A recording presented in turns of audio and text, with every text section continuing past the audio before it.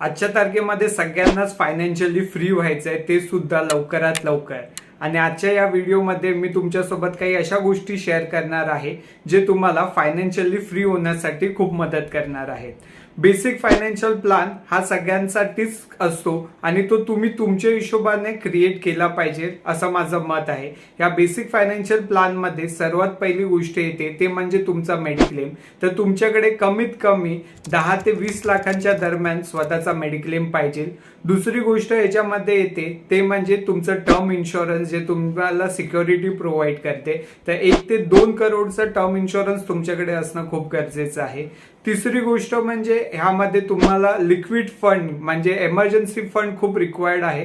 तर emergency fund तुमच्याकडे 6 ते 12 महिन्याचा असला पाहिजे, जेणेकरून जर तुमचा जॉब गेला तर तुम्ही 6 ते 12 महिने सर्व्हाइव्ह करू शकता आणि हे पैसे तुम्ही कोणतेही सेव्हिंग अकाउंटमध्ये किंवा